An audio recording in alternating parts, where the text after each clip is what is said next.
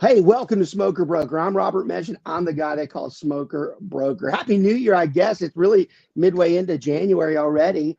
We kind of took a break as we went through the holidays. The last 6 months, we haven't been consistent on podcasts, and that's all on me. When you're dealing with a market that is really unprecedented, it becomes difficult to do some of the side things that we do. And, unfortunately, the podcast is one of those. The podcast is important to us, but when we're dealing with, being down like 60 or 70% from what we normally are, we have to concentrate on a lot of other things. So, with my mind scattered about, that's probably why we haven't been as consistent. I like to make sure that we have at least 2 shows a month, and I'm certainly dedicated to this year to making sure that happens, especially as we continue to enhance the podcast with the LUNATIC digital guys that help us out here. It's a great platform to do these on. You can do it in the comfort of your office or house. It really doesn't matter. You still get all the great graphics and everything as if you were live inside the studio. So I always love them for that. We are in January, and it's better. It's good that we're in January because last year is probably the first year in a long time that I was like, good riddance, and I'm not normally like that, but I was this year. It was tough. It's the most awkward thing when you've gone through bad markets before. I've gone through 3 market swings in 25 years. Some of the worst ones, especially in 2008. I thought last year was worse. And what's weird about that is it wasn't a lack of bad, unemployment was good. The economy is good.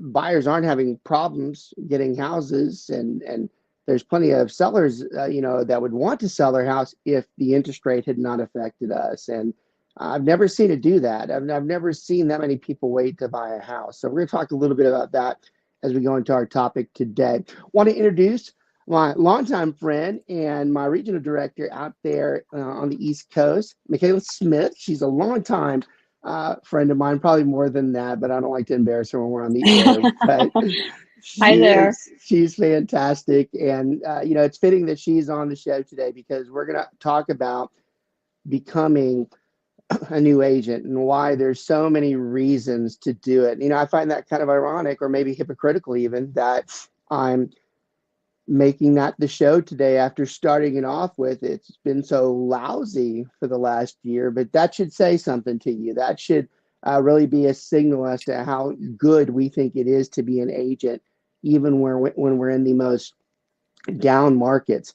It just shows how valuable it can be. So, she's going to be great too because she's seen a lot of this and she's going to be able to contribute to that conversation. If Mykayla, if Brett was on, he would joke with you because they all give me a hard time that I'm never short on talking and I can talk all the time, and most of the time I do. And they joke about it. If you're on the podcast, a lot of times you're just sitting there, and he would probably give you a hard time about that. But I'll interact with you on this one because I think your input's going to be super important with what we're going to talk about. And I also like you being on because as y'all know, SWR is primarily based in Texas, but we have other markets that we work in. So it really doesn't matter whether we're in, Maryland, DC, if in Atlanta, Destin, it doesn't matter where we're at or what we're doing. We do the same type of practice. We practice the same type of thing. So this conversation is going to be general for everybody who watches it. The audience is vast that we have, and it's from experienced agents, even a lot of managers that watch it, but it's really core to people who are brand new and looking for the help that they can't get in the offices wherever they are, because it's difficult for any one real estate brokerage to be able to support so many agents. So we try to help them with that. And on this particular one, we're actually going to do the steps that it takes, or what you should. We're actually going to talk about why you should do it. Then we're going to kind of talk about some of the steps you need to do. And the reason why I was saying that is because this podcast goes into, into an archive, and we keep spinning it back and sending it out later. This will probably be one that's forwarded by a lot of you that normally watch us. This is probably one that you're going to forward and say, hey, look, you should watch this. This is what I've been talking to you about. Our guys heavily recruit. If you ever go to the join swr.com site, we talk about how we give recruiting incentives and we push the guys to recruit. So this actually is going to be a good podcast for not only everybody else, but especially our guys too. I love it when I kill two birds with one stone because our guys need it just as well. So when you talk about becoming a new agent, historically real estate gets maybe a laugh or a joke with some people. Some people think it's some type of a sales, gimmick job. I've seen on shows before where someone makes fun of, oh, you're doing real estate or something like that. And, there's certainly those out there that get it. But, and if you look at a majority of the real estate agents out there, that probably could be a true statement. Because this really is one of those industries that, the saying is 20% of the people do 80% of the work, but in real estate, it really is the 10% do 90% of the work. And you would think a guy like me wouldn't say that because it's negative, but I've never viewed it like that. I always view it as the people who know what they're going to do when they get out there, that's a positive. It should motivate them. They've seen some of the idiots out there. Mykayla, even in the short time, you've seen, even when you walk in, and I won't say our office, any office in any there's a lot of people that sometimes probably don't belong there. And I really am talking about outside of our offices because we try very hard to make sure, especially up in the Maryland offices, try very hard to make sure we have really decent folks and we've got great support group. If you look at agents in general, some of them are just doing it for the wrong reasons and they're just not doing what they're supposed to be. You can kind of see it in their eyes, right? Sometimes, can't you? Mm-hmm. Yeah, you can definitely tell. Yeah, there's a glow about them that's just like, I just don't the see you do glow well of with an it. inflated ego sometimes too. Oh, that's a great comment too. It is an inflated ego. Actually, you know what? It's really two extremes. It's inflated ego, which I love that. It's a great comment. Or it's just outright stupidity. It's just outright, oh, I can do this. So I'm like, yeah, sure. You and everybody else. So you're right. There is two people out there. And that's a very good statement to make because I think it's fitting the type of person that is trying to get into real estate or thinking about it. The unsuccessful ones are the ones that fall into those two categories. So that's very true. When you see the right person that comes through, when you talk to the right person, or and that's really what this show is about, when if someone's capable of doing it, that's the one that you really want to push this podcast onto, and especially this episode, because if you think it, that probably means they showed some type of characteristic that for a fact would make them a good real estate agent. In fact, some of the best agents that we've had in 25 years are the ones that somebody said, hey, you should do this. You'd probably be really, really good at it. That really is one of the ultimate compliments in real estate, is for someone to tell you, hey, you'd be good at this. And I've come to know or believe over the years that, you think some people make that comment just to compliment you or just to blow smoke at you. But I actually found it to be a pretty good indicator that that person probably is really good. So with that said, Mykayla is a great example. And she reminds me so much of me because we look the same. We are the same weight and the same age. So, I only wish I could have started when she did. She started 9 years before I did, age-wise. And I see so many things that she does that it reminds me of the way me and a lot of our better agents and management crew started, because she exemplifies what we try to tell in all of our agents, is that this isn't immediate. It's not fast. It's not like in 3 years you're a millionaire. Yeah. Which the inflated ego thinks. Yes. Great. I'm going to be using that comment all day. It's not like that. And it really does go from not having that many people for so long, and then just all of a sudden there's like 5, 6, or 7. And I Mhm. think that's the hardest thing for us when we bring intelligent people on that we know can do well, is making them understand it ain't going to be quick. And I like to say that when we're talking about becoming an agent, because I actually believe that it's probably a requirement these days that someone understands when they get into it, it's going to take them a while. I think why that's important is the percentages show it. 83% of the agents industry wide, they'll quit inside of 6 months. I used to not say that stat because it was I didn't know that. yeah, it's terrible, right? Hell, Yeah. Mykayla, 50% would be bad. Okay. Yeah. To put it in perspective. I used to not tell people that stat, especially when interviewing them, because of just the demotivation. It's like, Jesus, what's the point? And the longer I did it, the more I started thinking, like, that is the point. I go, that's the exact thing that they should know, because it works the same every time. Somebody tells them it's an easy job, you're going to make all this money, you work for yourself, you set your own hours.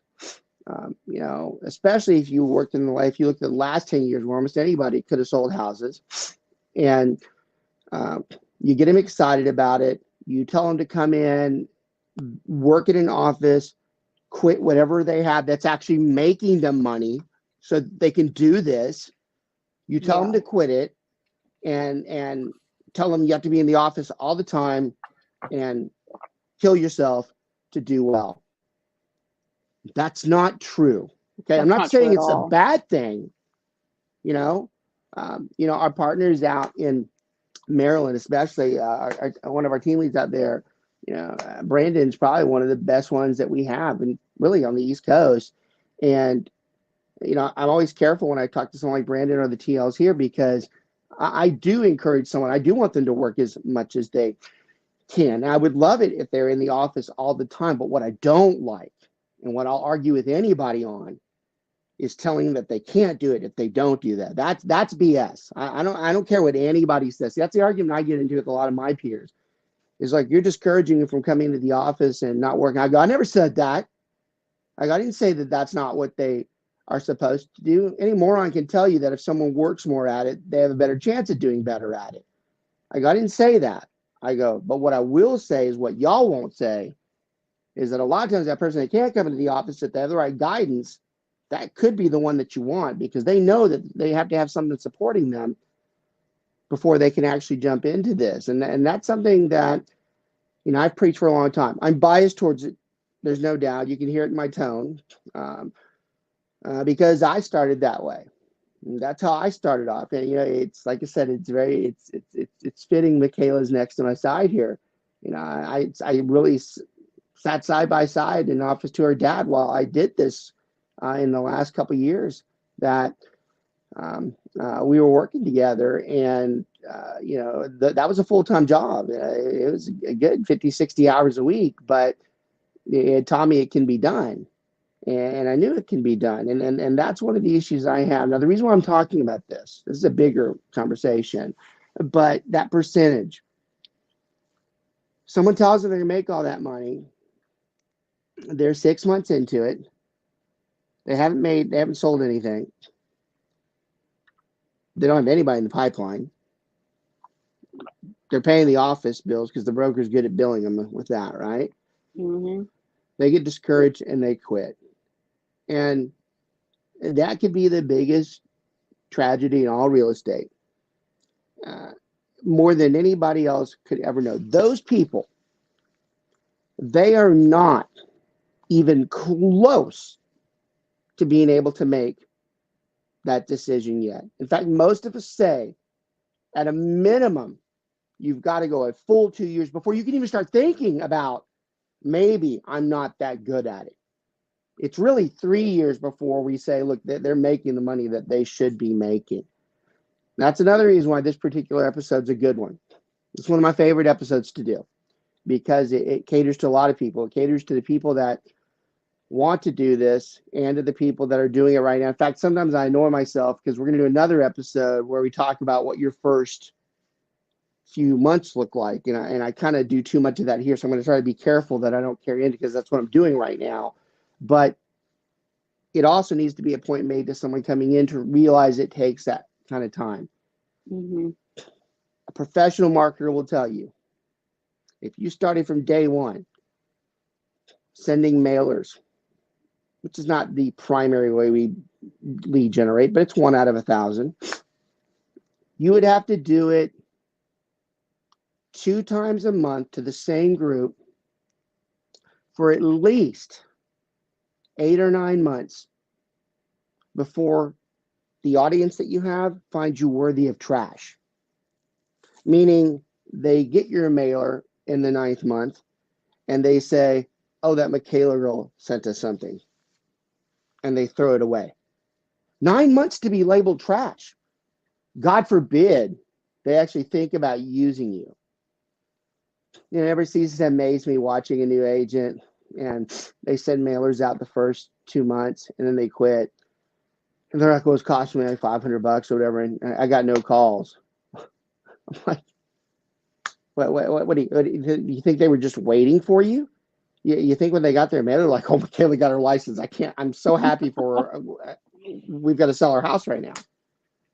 That's just stupid. That's just dumb. Not to mention all the other realtors that have been sending stuff for years that they know damn well more than you do. Now, why would you think that? And that's just one small step out of millions that we're telling them, look, it takes a while. You cannot just come into this and go to some isolated trainings here and there and hope that this works out. And we're going to talk more about that in the next episode, because that really is more of the next episode. But I want to give you a preview to it, because that really is one of the things that I think prohibits people from doing it. And I think if they know that, then they're like, okay, so I'm going to get back to continuing about talking about becoming a new agent. And then we're going to talk more about this same stuff on our next episode, which is probably the one that's better for someone who has been doing it for a few months or for 2 years or under 3 years and is doubting themselves. That'll be a good one for you too. That'll probably be a very good hit in the arm for a lot of agents that, not you, anybody that's watching. Yeah. It'll be a good shot in the arm for you, because I think it's going to make you feel a whole lot better. And I know it just because I talk to people all the time. You know, one thing I don't do as much on the show anymore. You know, we never, and maybe I should. I don't ever like talking about my own stuff. I don't give a damn about me personally. But when we do this show, I guess it probably does matter. So yeah, you know, I've done this a long time, 25 years. I'm a senior instructor at one of the largest real estate schools in the country. You know, I draft a lot of the material that a lot of the folks in Texas, you know, need to get their license. I've helped an estimated over 300,000 students get into real estate. Um, uh, Run one of the largest teams in the country. You know, we have about 165 agents that work for us, and it's I'll tell you, it's amazing what they say at times. And one of the things I find most touching when I'm helping somebody get their license, find it interesting that they're so intimidated and so much anxiety about taking the test. And so this is proof. This isn't a guesstimate or what I think. This is actually a true statement on what I get a lot. A lot of times when I teach, I don't know why I say a lot of times, every time that I teach, you know, you go through the intro and you tell people that, you know, what they're going to be doing. They're all nervous and anxiety. I mean, I think all of us have anxiety, but God knows how much some of us have it worse than others. And they're just nervous to take it. I've seen some people, which is very relevant to the show. I don't want to mess with that. I heard it's hard. I don't want to even take it, which that's just dumb. It's just stupid. That's the last reason why you shouldn't get into real estate. But you hear so many of them that they're scared about taking the test. And, you know, the ultimate thing they're scared about is failing, which is really a bad characteristic. One of the worst traits anybody can have is being afraid of failing, because we do it all the time. I'm 52 and it doesn't stop. God knows this past year, I've probably failed more than I have in a long time. It doesn't change, okay? So it's a bad trait to fear it because it's just a part of life. And, it's something you have to get through. And I can't stand quoting Michael Jordan. Not because I don't like Michael Jordan. I just don't like quoting someone who's clicheically quoted all the time, right? Yeah. But, Mykayla, Jordan, and I'm sure you've seen this before, Jordan's most famous quote is he said he's failed hundreds and thousands of times. It wasn't until he did a few things where he got it right. And most of the billionaires out there will tell you how many of them were bankrupt, had nothing, were broke, even at the ages of 30, 40, and it doesn't matter. Okay. It's okay to mess up on it. Now, when I do that opening, I'll tell them, I go through everything and they hear my bio and they know I'm legitimately capable of teaching them with what they're about to get. But I go, yeah, I'll tell you why I know so much about that, because I outright failed the damn thing 2 times. And I wasn't a dummy. I was well educated, very well educated. And I was the psycho straight A guy, get less than an A, you're like, oh my God, how the hell did that happen? Blah, blah, blah, which is stupid. If I went back in life, I'm like, why do I give a damn? Who gives a shit whether I made an A in biochemistry or whatever? Talk about your uselessness in life. Yeah. Talking about how good you did in school. Who gives a shit, So it makes me laugh now to think about it. But, taking CPA exams, running big accounting departments, years of experience, you wouldn't have thought that'd be an issue for that. I had to take mine when I was in my 30s, So you would think that that's not a problem. But I outright failed it. But what I tell all of them is that is not an intelligence test. Mm-hmm. It is a barrier test. It is a test with stupid scenarios that never happen in our entire career. This is so important to this part of the podcast too, because the whole point of this episode is talking about why you should become an agent. This is one of the biggest barriers to someone getting into it is they're afraid they're going to fail, or they're afraid what someone else thinks, which is the worst. Who gives a damn what anybody else thinks? But they're afraid of all that. And they're afraid that it says something about them. It doesn't mean anything. I joke, one of my partner instructors, and he's not just that, he's a really great friend outside of the things that we do. He's a broker as well. And the school that we teach at, they surprise tested us about maybe 6 months ago or so to make sure that we knew what we were supposed to. So me and him are sitting next to each other, and I'm like, shit. He's like, you wrote half the damn thing. What are you so worried about? I go, it's still hard. I go, it's still and he goes, I don't even know how you could say that.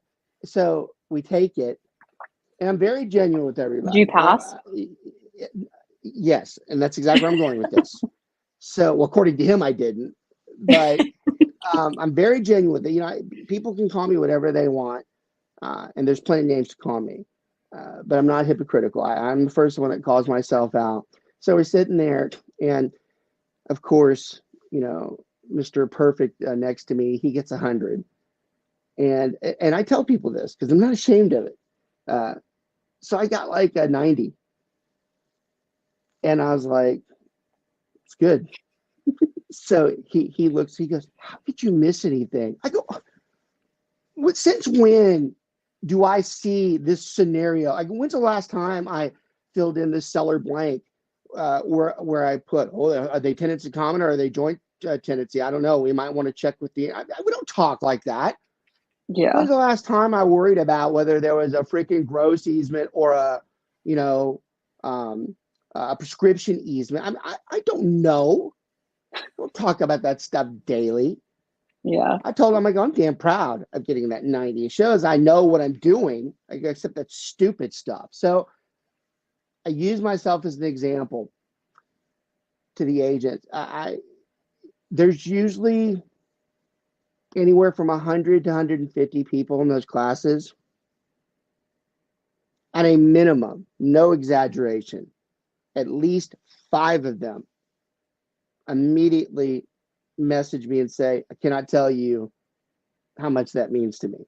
And then there's another 10 to 15 that acknowledge it, that they're like, I need that.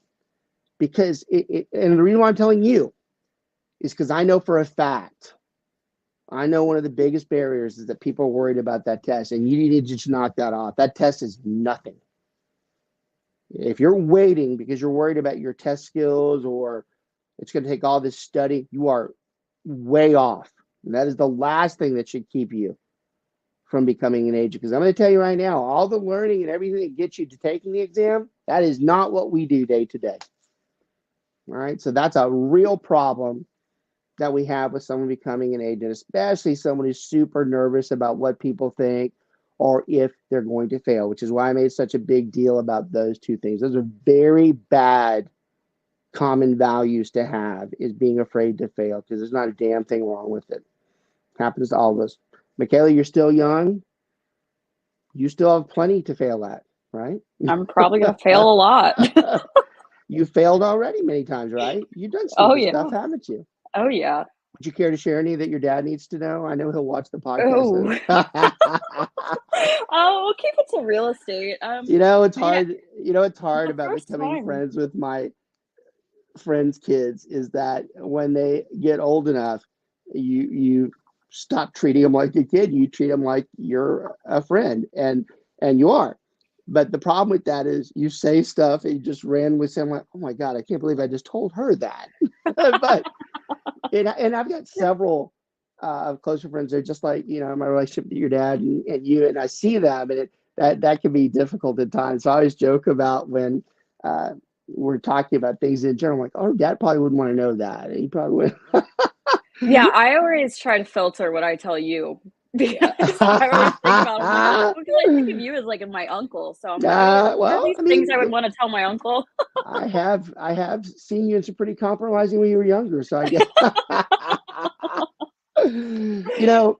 but it's when you start talking to someone about, especially someone closer to you, and you ask them if they fail. You joke about being an uncle.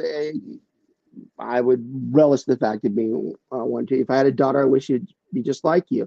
And I told your dad that too. But we fail. We do dumb things. We have tough things that happen to us. We have to overcome and adapt. God knows you know that. And I think it's a difficult thing, but it shouldn't be what stops you from doing the things that you want to do most. Notice I didn't say real estate. I just said it shouldn't stop you from doing the things that you want to do most, because that's usually what keeps you from being very happy. Okay. There are so many good things about becoming a real estate agent.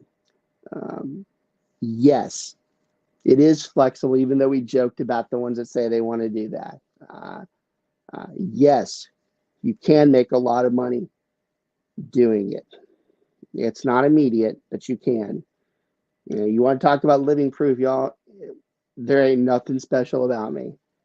I tell all my agents all the time, I truly believe most of them are much better than I ever could have been at this.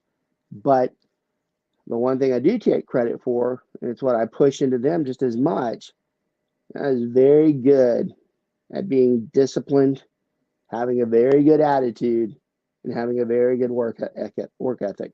I believe that that's what helped me to do well. Not that I was a better real estate agent. I just knew that if I do the things I was supposed to do, that I would do well. And I was a slow starter. I don't think I made 15,000 my first year. I think I barely made 35 in the second. But the third and the fourth, that changed, and it never stopped after that. Even I was quite surprised. Well, you don't have to. Mine to just take you don't off, have to worry about it. It's the timing, because I already know for a fact you cannot So I can tell you this more than I can anybody else because I do personally know you. And I do have the street cred to say it because it's impossible for you not to eventually do it. I joke with you about in front of Brent a lot.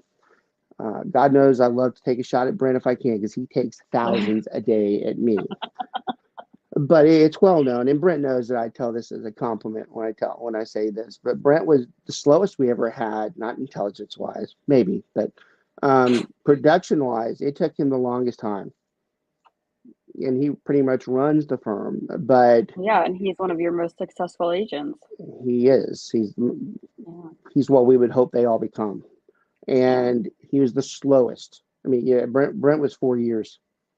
Brent was 4 years till he made okay money. And I think that says a lot. It says a lot about him, but it says a lot about the timing it takes too. So there are some people that there's no doubt. I told you I'm not hypocritical. There are some people when I interview them, I'm like, oh, you'll do well. And I'm like, no, they won't. Because sometimes you do have to try to give them the chance. You don't want to just kill it right then and there, right? But you still know deep down inside they don't. But then there are others like they absolutely can do it. They just take time. Mykayla, I think I said this I think I said it on the team meeting the week before, and anybody I've been speaking in front of in the last couple of weeks, I've said it, and it's really been the last 6 months, and I don't know why it just came up. I don't know why it's struck me as being so important, but the more I talk to people, the more I'm in front of somebody, especially larger groups, and I say it, I'm making myself believe. I go, no, it's true, and it's what's missing, and it's this. It's that conversation we had about, I really believe that if you see people enough, preferably on a weekly basis, no more, going more than bi-weekly with people is not enough. They're acquaintances more than anything. I gotta be careful I say that because there are a lot of people who are close to me that I don't see them, but we interact, and to me that counts too. Interaction counts, okay? But let's say it's just like complete strangers, lead gen that you're trying to pick up. I really believe if you see those people on a weekly or a bi-weekly basis, even if they don't like you, they have a very hard time going sell or buy a house knowing that they see you that often. And I think one of the biggest issues out there, and I think they really join together, is that lead generation is pushed on constantly getting out and doing things and getting out there and seeing people. But I think the combo to that is, if it's as often as it should be, the longer you see those people, the more chance that they are eventually going to buy or sell, or they know somebody who's going to buy or sell, which is really important too, that it's hard for them not to use you. And I think the more I talk about lead gen with agents, and we're going to talk about this in the next episode too, so there'll be some carryover for sure, but they all apply. They apply to someone who's thinking about becoming an agent. We want to make sure we show them how easy it is to do it, because they think they're calling. We don't call people anymore. There are some that do it. I don't. But cold calling? Yeah, I don't do it. It doesn't mean it's wrong. I just don't do it. You can be very successful without doing that. That's all I've never done. That's fun fact. Never done it before. Entire career. Really? Never did it. Yeah, and I've done it a few times so far. Yeah, not my favorite. That's why Brent's a great devil's advocate to me. He believes in a lot of that stuff. Very different from me in that standpoint, which is good. You want your counterpart to be like that. You want them to be different and not believe the same things that you do, because it keeps you in check. But and for most of the elite agents, they will tell you that I'm the black sheep of the family. I'm like one of the only ones that's never done it. I'm not saying it's wrong. I'm just saying I don't do it. And I am saying there's other ways to do it. I believe the more you're out and you talk to people and the more groups that you're a part of and the more active you are with those groups, I really believe that's where all my money ever came from. I mean, it was doing the things that I already did, but just with a twist on it. You know, I'm not the one that goes and beats people down and said, hey, I need to know if I can have your business. Can I buy it? If you do it right, you don't have to do that. You know, they damn well know who you are. And most of the time they're going to come to you in the first place. Now, I say that because when we're talking about how long it takes, common sense should set in that if you just start and you start going to certain groups, same thing as the mailers. They don't give a damn who you are until it's month 5 or 6, maybe. And honestly, it might even be 2 years before they reach out to you. So it takes time. Okay, it takes time. So I'm gonna say this comment on this episode and the next one because they both are important to becoming an agent and what happens in your first few years. But just to prove my point, and unfortunately Mykayla's heard this one a few times, but it's that important that I say it all the time. Last year, just to prove my point, I had someone reach out to me. They went through several voice messages because y'all get hundreds of spam and vendors asking me for money and all that. So I have to sort through.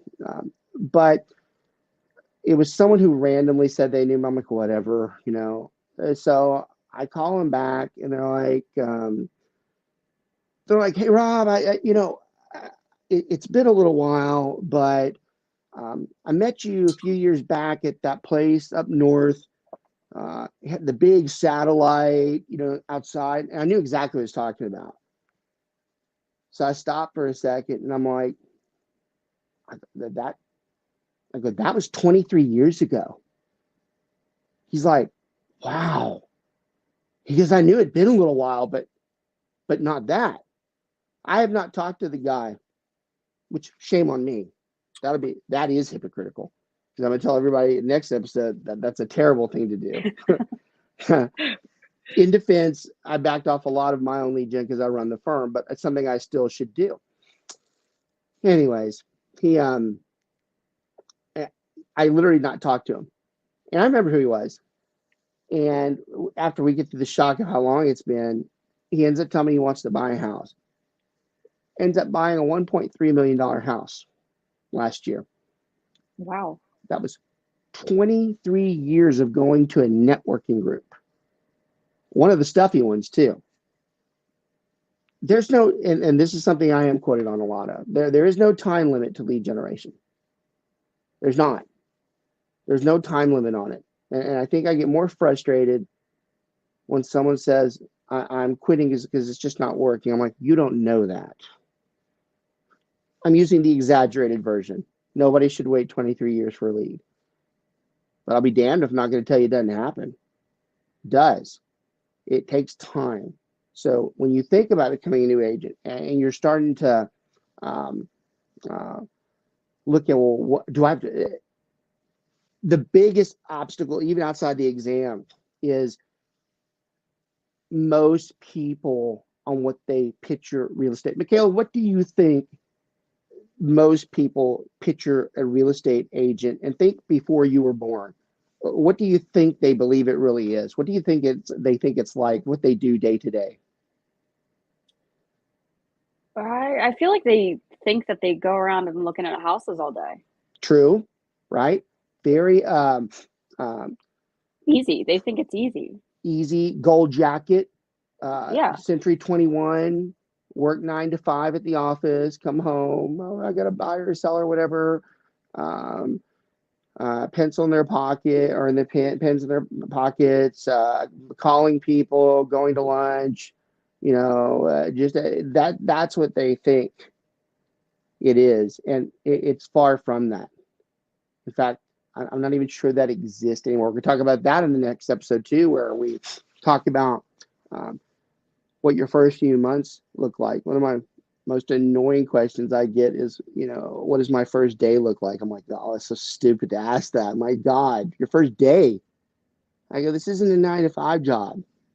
This isn't going to be a daily thing that we do. It's going to be what we do in the next 6 months. Now, the reason why I tell you that is I believe those 6 months are geared towards you starting to get out there and meeting these people.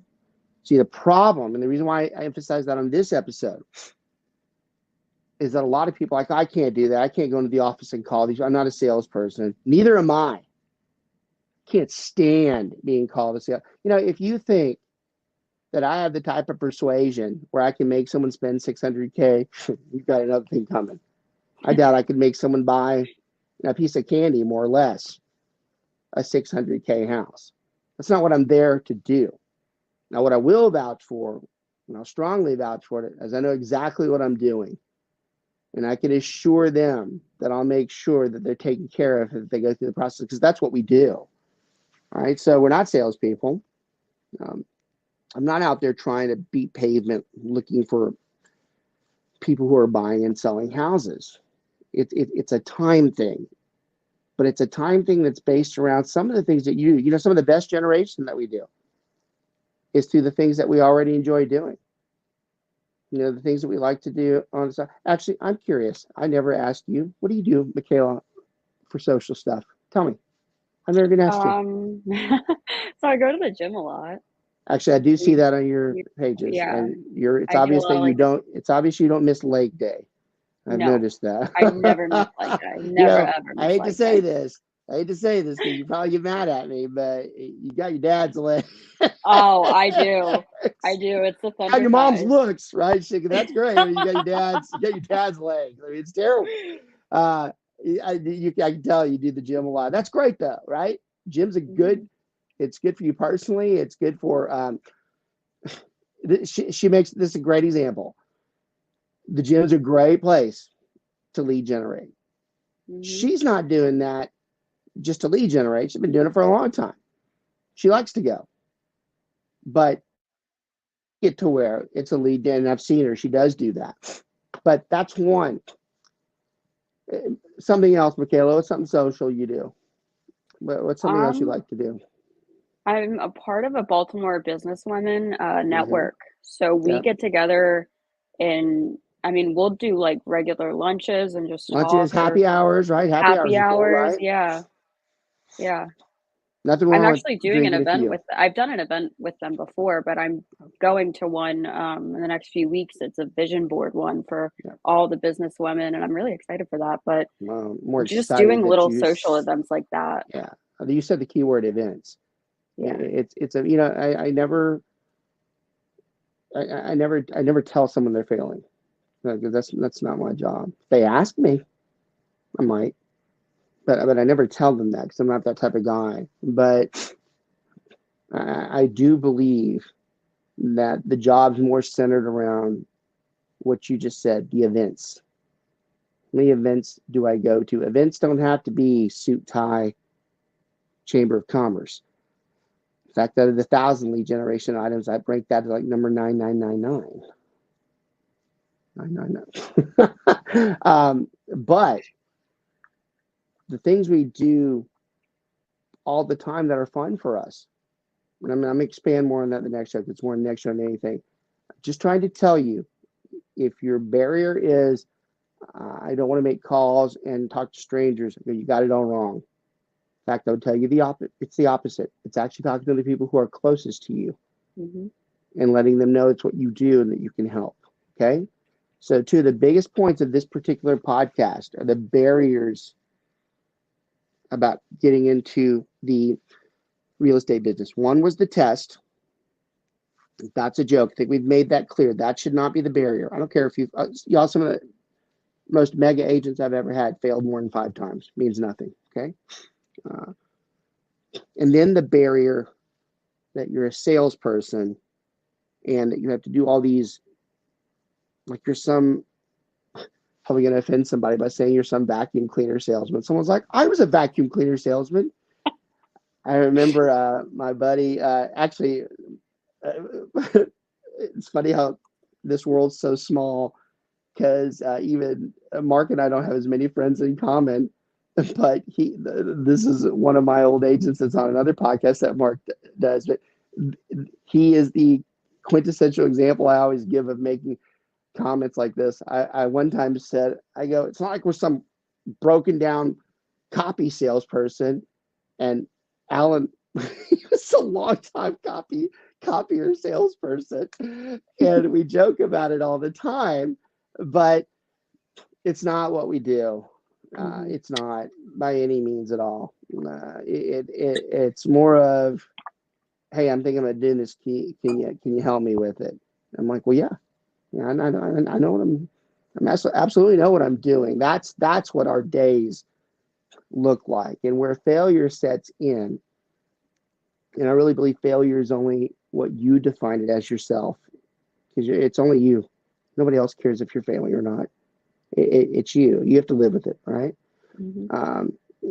I think it's the lack of doing those events. There's not anybody that comes into my office or talks to me on a call, a meeting, whatever, email, text. When they say, hey, I'm not doing as well, what do you suggest? That the words out of my mouth immediately are, how many events did you do last week? And I'm going to tell you right now, as you're thinking about becoming an agent, and this will actually carry over to the next episode, especially the next episode, because they're the ones that are going to hammer more for this. But if that answer is 0, it's horrible. If that answer is 0 for the last month, it's worse than horrible. If that answer is 3 months, it's like, what the hell are you doing? Because if you're not doing those events, that's a problem. Now, again, I want to make this clear. I don't find these events to be work where you're putting on suits and ties and your whole day's script. That's not what I'm talking about.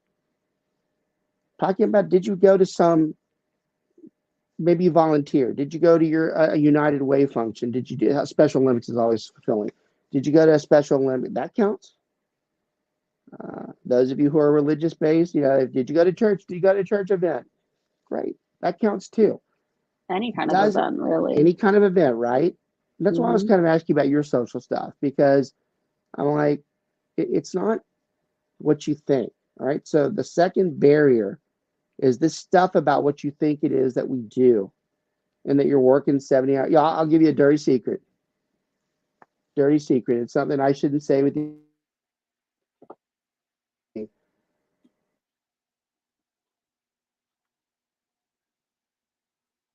I don't think at any point in my career, when I was a mega agent and my volume was excessively high, I don't think I ever worked more than 25 hours a week.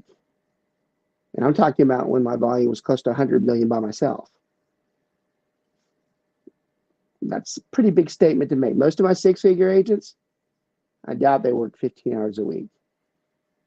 Now, for a lot of our external friends, especially like in the market that Mykayla works in, because some of them watch this stuff, I'm not advocating that, okay? I'm not saying that's how you do it. I'm just saying it's possible. And I'm just saying it shouldn't be the thing that's keeping you from doing. Like, here's the other one too. This is a good one. We almost ended the show without talking about this one. The other objection, can't believe I almost forgot this one. This is a big one. I don't want to work nights and weekends. Oh. That is another hypocritical myth about real estate, that we work all nights and we work all weekends. Back to the 6-figure agents that I have that make 100K, that I doubt work 15 hours a week. Y'all, most 6-figure agents close anywhere from 3 to 4 deals a month.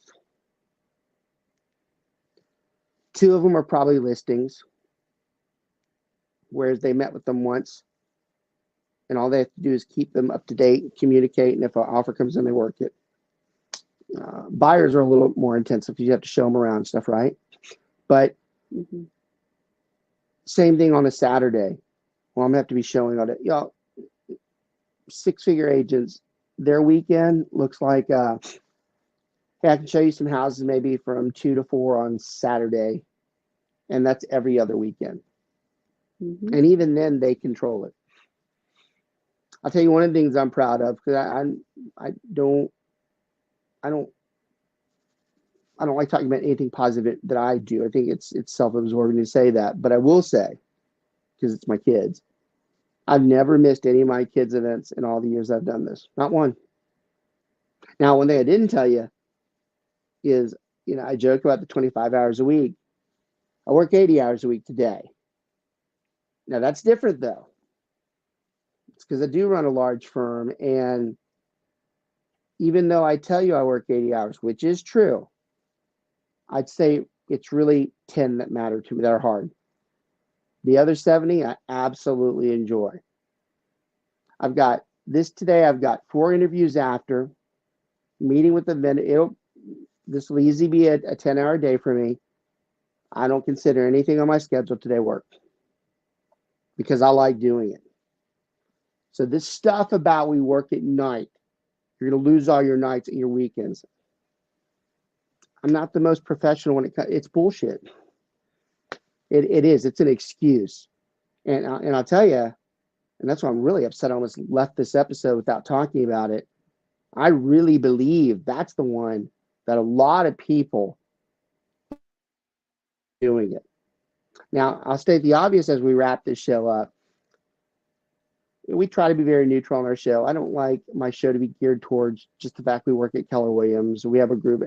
This show is pushed to a lot of other brokerages, because I have great respect for everybody that we work with. I don't think anybody's right or wrong in what it is that we do. But I do always put a small plug in there, because I am biased towards it, and it really is kind of emphasizing what I've been talking about this entire past hour. You don't have to work 70 or 80 hours a week. One of the ways we started our group is that we told them, keep your job. We know that we can help you, so we can support you outside of that. So keep working at it. People who have another job, stay-at-home mom and dads, those of you who are looking at the next phase, you're about to retire.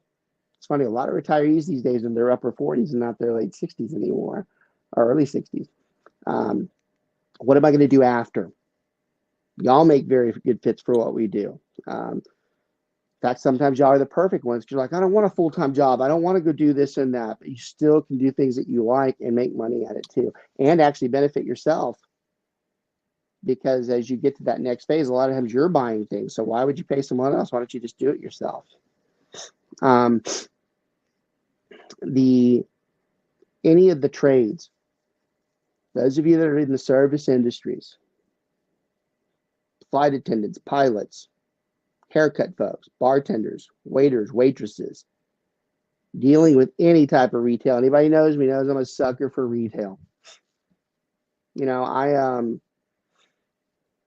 I interview quite a few people, and it's interesting how many people in those interviews will tell me that they're degreed out of SMU.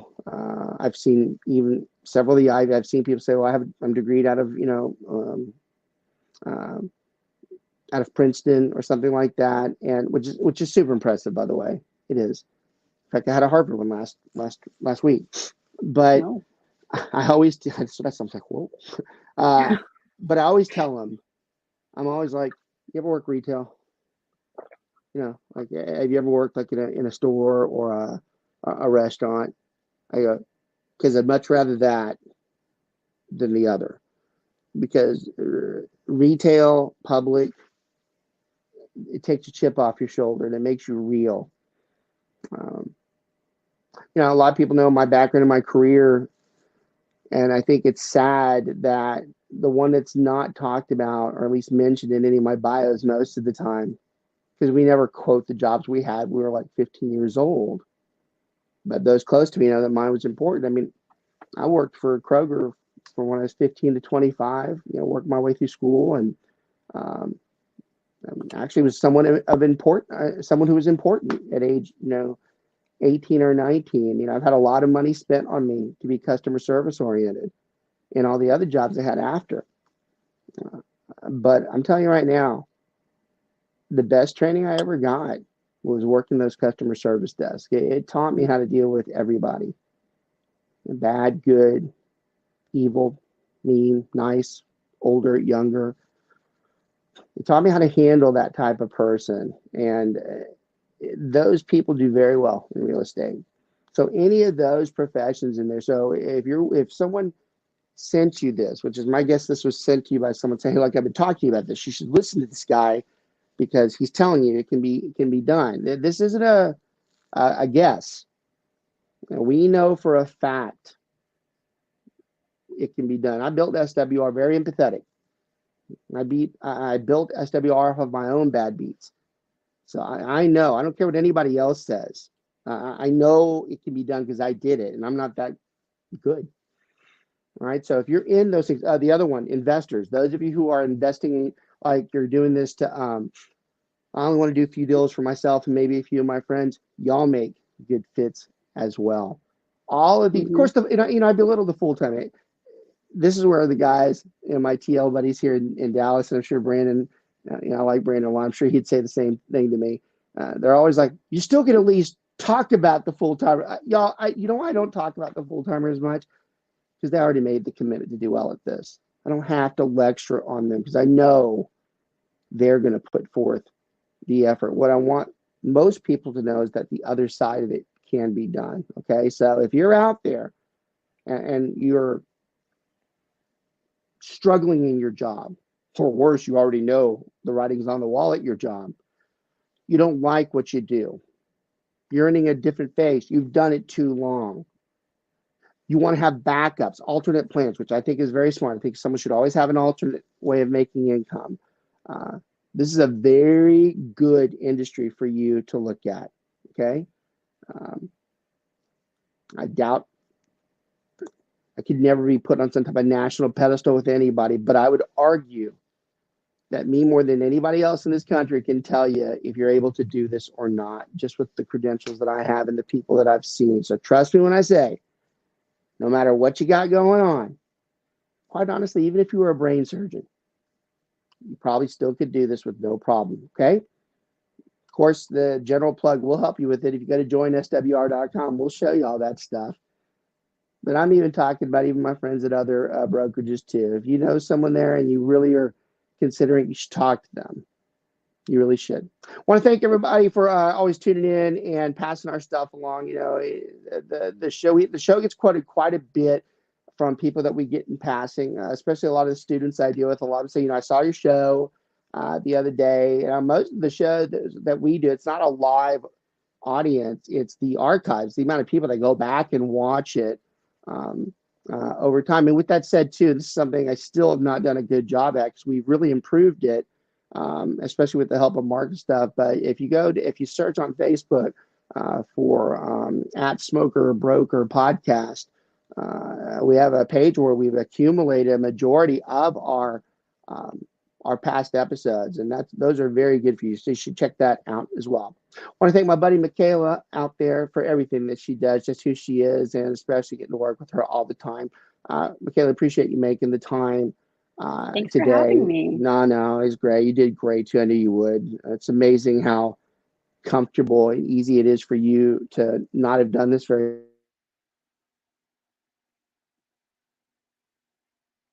teeth to get them to talk. So anyways, did a great job.